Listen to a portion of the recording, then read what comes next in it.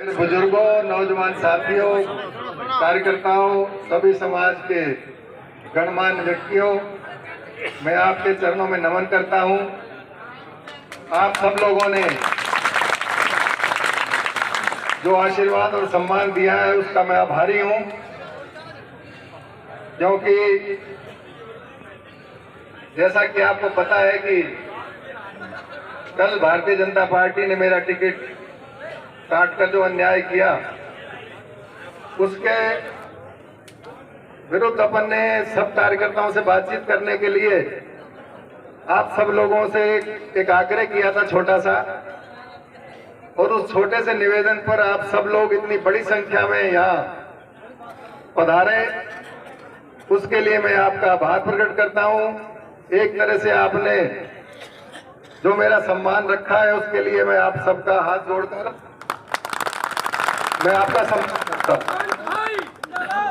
क्योंकि आज जिस तरह का समय है उसके देखते हुए, क्योंकि व्यस्त जिंदगी है और एक छोटे से आंकड़े पर आप सब लोगों ने मुझे प्यार और सम्मान दिया, उससे मैं अपने आप को अभिभूत मान रहा हूं। अब एमएलए मैं बनूं या नहीं बनूं, लेकिन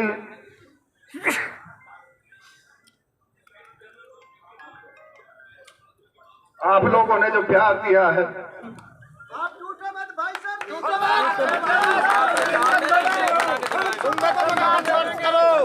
उसका मैं ऋणी रहूंगा।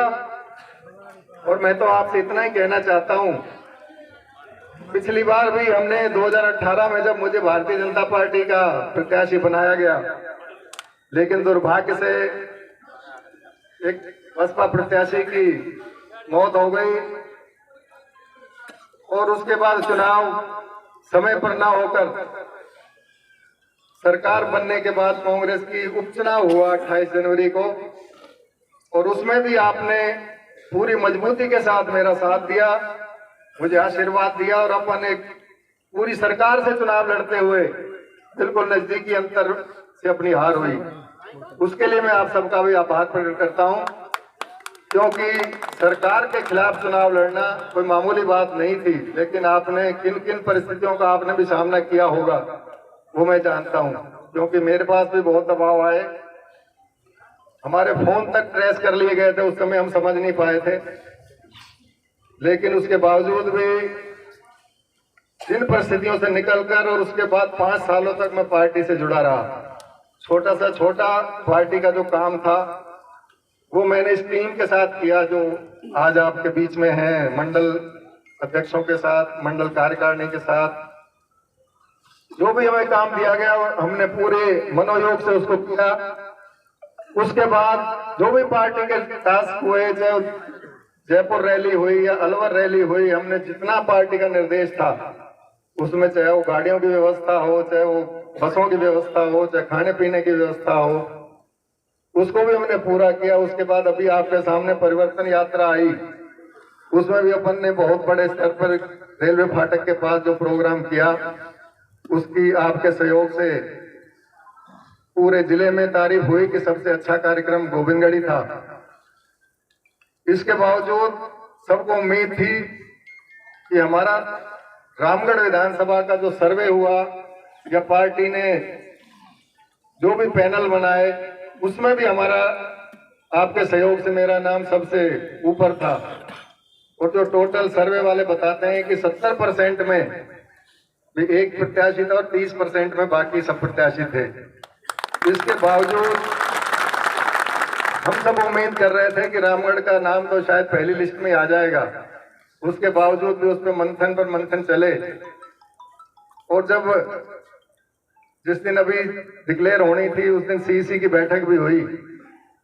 उस बैठक के जस्ट 5 या 10 मिनट बाद खत्म होने के मेरे पास दिल्ली से फोन आया कि आपको इन कागजों की फॉर्मेलिटीज करनी है और लेके जयपुर जाना है और आप इसकी तैयारी कर लो।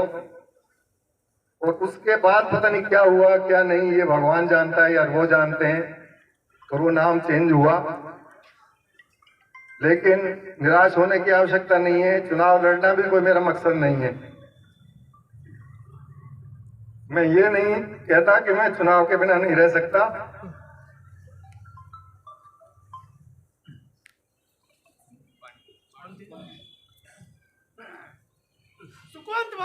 जिंदाबाद सुपंत भाई जिंदाबाद सुपंत भाई जिंदाबाद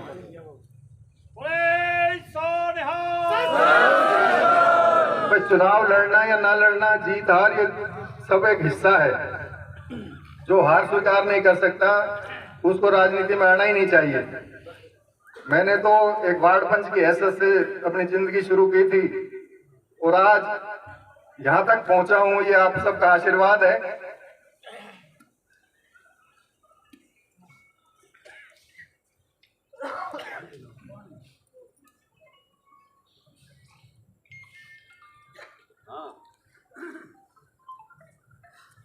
लेकिन ये चुनाव कोई आसान चुनाव नहीं है। जल्दबाजी में इसका फैसला अभी आप मत लो, क्योंकि जब अपन जो प्रत्याशी हमारे सामने है कांग्रेस का, उससे आमने सामने में अपन नजदीकी अंतर से हार जीत होती है, तो त्रिकोणे चुनाव में क्या परिस्थितियां होंगी उस पर आपको विश्लेषण करना होगा। बैठ के हम 10-20 जने उसकी जानकारी लेंगे। हमको किसी को हराने के लिए चुनाव नहीं लड़ना है, हमको जीतने के लिए चुनाव लड़ना है।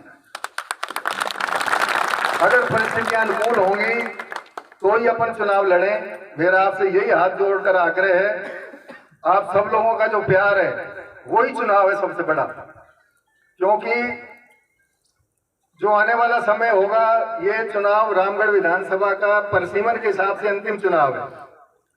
इसके बाद 2028 के बाद परसीमन भी होना है, और जो अगला चुनाव होगा उसमें रामगढ़ कहाँ रहेगा, गोविंदगढ़ कहाँ रहेगा, हम कहाँ, क्योंकि विधानसभाएं बढ़ेंगी, कुछ सीटें एससी में जाएंगी, जो एससी वाली है वो छूटेंगी, दूसरी एससी में आएंगी, जनसंख्या के आधार पर ही होता है। महिला आरक्षण भी लागू होना है, तो उस समय क्या परिस्थितियां बनती हैं, अभी से अपन उस चीज को लेकर चलें। भी अगर अपन दूसरे नंबर पर भी आ गए तो अगली बार टिकट मिल जाएगी, तो उसका अभी कोई लेना देना नहीं है इस विधानसभा के बाद, क्योंकि अगली बार यह विधानसभा ही छिन्न भिन्न होनी है। तो बहुत सी चीजें हैं जो राजनीतिक रूप से जुड़े हुए हैं, उनको पता है, उनको इसका विश्लेषण उनको भी करना है। तो मेरा सबसे यही हाथ जोड़कर आग्रह है कि आप सब लोग प्यार और सम्मान बनाए रखें, और जैसी भी परिस्थिति आएगी मैं सामना करने को तैयार हूं, आपका हुक्म मानने को तैयार हूं। लेकिन अपन चुनाव, पिछला भी 2 चुनाव लड़के अपन हारे, पिछले 5 साल में अपन ने काम किया, और इस बार भी अपन हारने के लिए ना लड़े। इस चीज का आप बारीकी से अध्ययन करें। अभी अपने पास 2-3 दिन है, क्योंकि कल 4 और 5 और 6 अंतिम तारीख है, तो उसमें जो भी फैसला अपने को करना है वो सोच समझ कर करना है, क्योंकि ये चुनाव हाईटेक होगा। जो व्यक्ति इतने बड़े सिस्टम के साथ यहाँ मैदान में हैं, वो किसी भी हद तक चुनाव में जाएंगे। मैं कोई चुनाव में कमजोरी की बात नहीं कर रहा, लेकिन फिर भी अपने को छोटी से छोटी बारीकी से बारीकी इन चीजों पर ध्यान देना होगा, क्योंकि जब चुनाव की परिस्थितियां शुरू होती हैं, जब अपन 5-4 लोग साथ होते हैं, जब चुनाव आगे बढ़ता है, जब 2 हो जाते हैं, जब फार्म भरने जाते हैं, जब 1000 हो जाते हैं, जब चुनाव होता है, जब घर ही घर के हो जाते हैं। कोई मैं ये नहीं कह रहा कि आप मेरा साथ छोड़ने जा रहे हो, लेकिन मैं एक रूटीन प्रक्रिया आपको बताना चाहता हूँ, क्योंकि मैंने वार्ड पंच से लेकर सरपंच से लेकर डायरेक्टर से लेकर प्रधान से लेकर सारे चुनाव लड़े हैं, और मैंने उनको बारीकी से देखा है। जिस व्यक्ति ने कोई चुनाव नहीं लड़ा वो एकदम उस चीज में आ जाएगा, हाँ ये चीज ऐसे है। लेकिन मैं हवा में बात नहीं करता, मेरे पास पूरे बूथों का कैलकुलेशन है, 278 बूथ हैं, कौन सी पंचायतें हैं, किनमें हमको सेकंड रहे, किनमें अपन टॉप रहे, कौन से हमारे वीक बूथ हैं, उन सबका आपको अगर जानकारी नहीं है तो आपको राजनीति करना बेकार है। किसमें अपन बढ़त बना सकते हैं, कौन से बूथ हमारे समर्थक हैं, कौन से बूथ दूसरे के समर्थक हैं, तो इन चीजों का जब तक आपके पास कैलकुलेशन नहीं है आप चुनाव नहीं लड़ सकते। इतना बड़ा चुनाव, कोई पिछला चुनाव भी हम जीतते, चाहे वो जगत सिंह जी चुनाव लड़ रहे थे, चाहे वो सरकार थी, लेकिन जो टीम वर्क था वो मैनेजमेंट सही नहीं था, वो पिछले विधायक जी के साथ था, और उन्होंने किन परिस्थितियों में हमारा साथ नहीं दिया ये वो जाने। लेकिन अगर वो सिस्टम हमारे साथ होता तो 5-6 हजार वोट इधर से उधर होने से कोई ज्यादा बड़ी बात नहीं होती विधानसभा के चुनाव में। लेकिन इस बार हमने सारी पैरेलल टीम सभी कार्यकर्ताओं को पता है कि जो सिस्टम के साथ टीम चली वो अलग है, उसके बाद पैरेलल टीम भी हमारे पास है। ऐसा नहीं है नेटवर्क नहीं है, लेकिन फिर भी हमको बहुत सी चीजों पर ध्यान देना होगा। आज जातिगत के हिसाब से चुनाव है, हमको हर उस परिस्थिति में आज हम उस परिस्थिति में का ध्यान देना होगा जो हमको आने वाले समय में 4 दिन बाद फेस करनी पड़ेगी।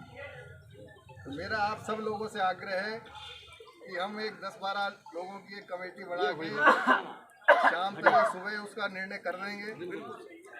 आप सब लोगों ने जो समय निकाला उसके लिए मैं हाथ जोड़कर आपका अभिवादन करता हूं, स्वागत करता हूं कि आपने अपने काम काज छोड़ के सब लोग बढ़ाने तो मेरा हौसला बढ़ाया। क्योंकि जब व्यक्ति के साथ अपने लोग खड़े होते हैं ना, दुख भूल जाता है आदमी को। तो आप सब लोगों ने जो मुझे संबल दिया है उसके लिए मैं आपका आभारी हूँ और हमेशा रहूँगा। ये विधायक पद तो आने जाने हैं और ये सब किस्मत का खेल है। तो पिछली बार भी कई बार मैं बम्बोली साइड या जो जातपुर जाता और कई बार अपने जाटों में बात होती तो वो कहते साहब हमारी वजह से तुम हार गए। तो मैंने कहा ये कोई नहीं, ये सब किस्मत का खेल है। किस्मत में जो लिखा होता है। महर्षि वशिष्ठ सबसे पूरे ब्रह्मांड के सबसे ऋषि थे। उन्होंने भगवान राम का मुहूर्त निकाला था राज तिलक का, और उसी राज तिलक में उनको वनवास हो गया। हमारी क्या औकात है? इसमें कोई निराश होने की आवश्यकता नहीं। जब जो कुछ मिलना होता है मिलेगा, लेकिन भावुकता में आप नहीं आए। आप सबसे यही निवेदन है कि अपन सही निर्णय करेंगे, सही समय पर करेंगे। आप सब लोगों का एक बार पुनः बहुत बहुत आभार। मीडिया बंधु यहाँ पधारे उनका भी बहुत बहुत आभार। सभी बुजुर्गों का, नौजवान साथियों का, जिन्होंने पार्टी पदाधिकारियों ने, मंडल अध्यक्षों ने मेरी वजह से अपना पद त्यागा है, उनका भी मैं बहुत बहुत आभार प्रकट करता हूँ। सभी जो और पदाधिकारियों ने भी अपने पद से त्याग पत्र दिया है, उनके लिए उनका भी मैं आभार प्रकट करता हूँ कि आप सब लोगों ने मेरे प्रति जो सम्मान दिखाया है उसके लिए आपका बहुत बहुत आभार है। एक बार मैं पुनः आप सबका आभार प्रकट करते हुए इस सभा की अपन समाप्ति करते हैं। बहुत बहुत धन्यवाद।